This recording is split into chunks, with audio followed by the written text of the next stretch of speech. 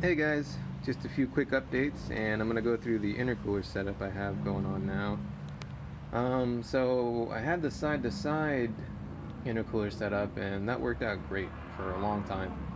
I did end up getting a little fancier with it, but for the most part, it was essentially the same.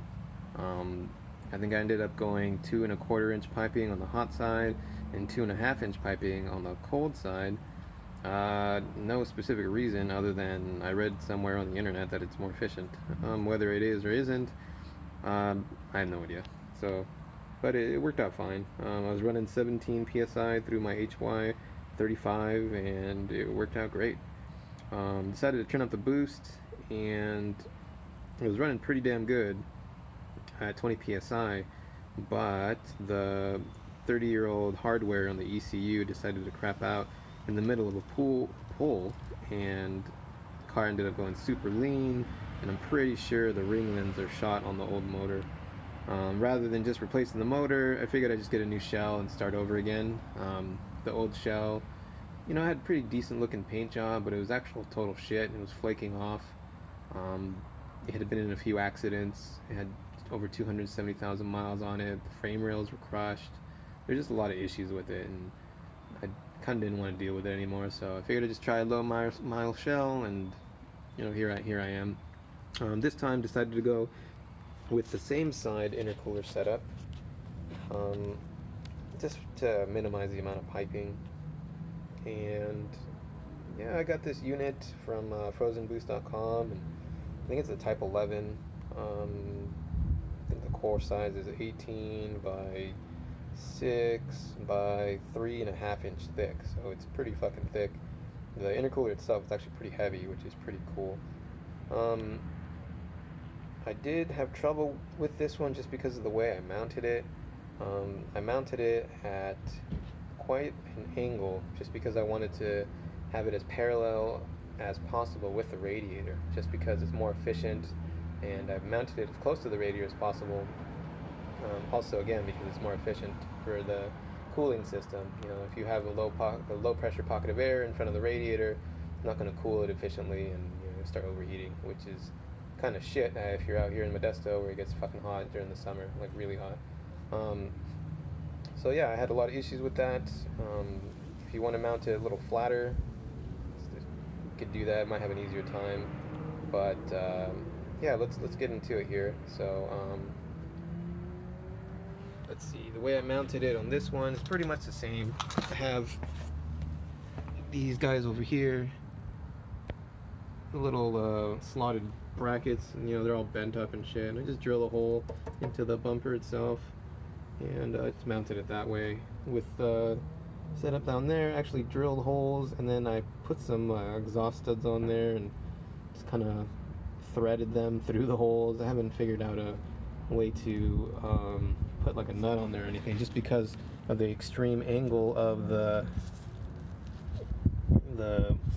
studs. It actually kind of makes it hard to put a nut on there. It actually sits against the bottom of the radiator support here, but I'll figure that out. It's not a big deal.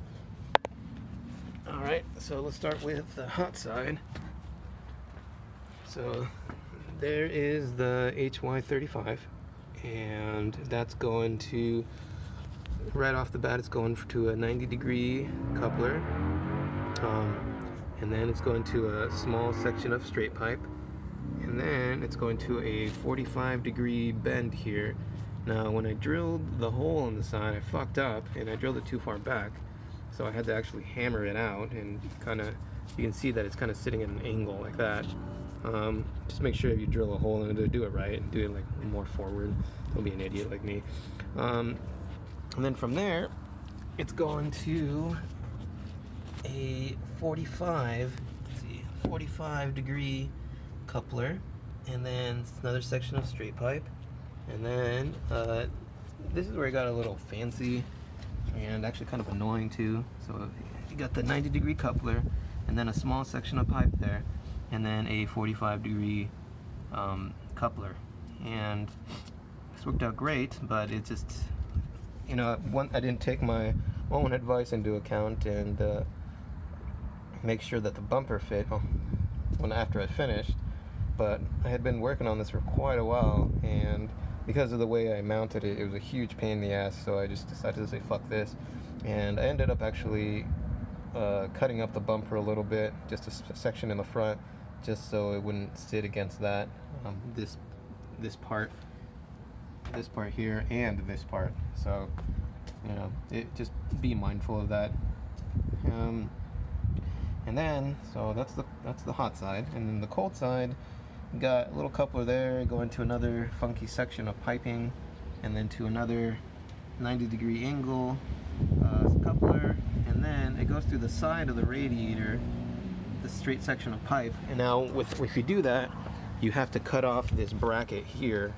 You have to cut that shit off, so you can see what I'm talking about. There's this side here, this bracket, you have to cut it off. That was a huge pain in the ass, but you know, it worked out. And then this guy here is a 45-degree coupler, and then it goes to a long ass 45-degree pipe, and then a coupler, and then I decided to mount the blow-off valve in the front, right next to the throttle body. Nothing wrong with that. There's a few schools of thought, the way from what I understand.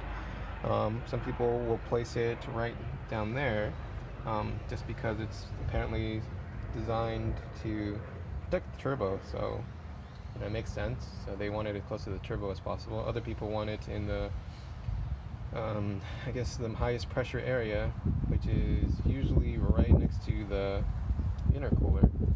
And some people put it there, and other people think that the highest pressure area is in front of the throttle body. So some people put it there. Figured I'd try it here, just, you know, and if I don't like it, I'll change it. So no big deal. And that's pretty much the setup. Before I was actually running my mass airflow sensor as a draw through for a while, and then I changed it to a blow through when I put the turbo on this HY35, and now I'm going to try running a draw through again. So I ended up getting a big ass coupler. It goes from 4 inches to 3 inches, and then this is a 3-inch pipe, and then, you know, I have the mass airflow sensor there, and then the filter there. Obviously, my Taurus fan is gonna blow air to this, so I'm probably gonna get like a little planter box and kind of just, I guess, kind of modify it so it covers that and won't hit it every time it fucking comes on. Because it did, when I had the car draw through the first time, I would get a lot of that. I'd be sitting at a stoplight, and then the fan would come on, and then blow air straight to the MAF, and then the car would want to die because it was getting hella lean, and it was really fucking annoying. So, yep, that's pretty much the new setup here.